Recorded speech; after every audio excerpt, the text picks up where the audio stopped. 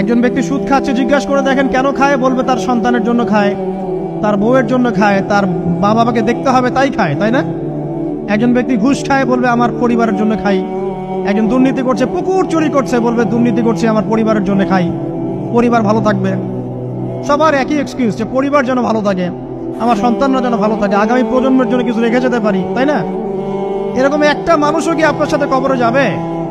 তাহলে এই বোকা মানুষ কেন বোঝে না যে আপনার কবরে আপনাকেই যেতে হবে? তাহলে আপনি কি কারণে, অন্যের কারণে নিজের পরকাল নষ্ট করছেন? অন্যের সুখের জন্য আপনি আপনার পরকাল নষ্ট করছেন। সুদ খাচ্ছেন, দিব্যি মায়ের সাথে জানা করছেন। আপনাদের এলাকায় নাকি সুদের সমস্যা অনেক বেশি।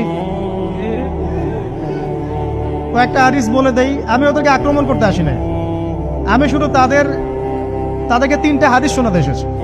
এক নম্বর হাদিস শোনেন, আল্লাহর নবী মুহাম্মদ সাল্লাল্লাহু আলাইহি ওয়াসাল্লাম বলেছেন, সুদের পাপের ৭৩টা শাখা আছে। কয়টা? কোন হাদিসে ৭০টাও আছে, কোন হাদিসে ৭৩টা আছে। বলছেন যে সবচেয়ে নিচের শাখাটা হচ্ছে, সুদের পাপের সবচেয়ে নিচের শাখা হচ্ছে যে যেন কোনো ব্যক্তি তার মাকে রেপ করলো, তার মাকে ধর্ষণ করলো। ১ দিরহাম যে ব্যক্তি সুদ খায়, সহিহ বুখারীতে আরেকটা হাদিস এসেছে, সে যেন ৩৬টা মেয়েকে ধর্ষণ করলো। আর আমি একটা কথা বানায় বলছি না, যদি বিশ্বাস না হয়, কওমি মাদ্রাসা আছে, আলেম ওলামা আছে, গিয়ে বুখারী খুলতে বলেন, পড়তে বলেন, তাহলে একবার পড়তে বলেন, দেখেন যদি না থাকে তাহলে আমাকে এর সাথে থাপ্পড় দিয়ে দেয়। যদি না থাকে হাদিস এটা।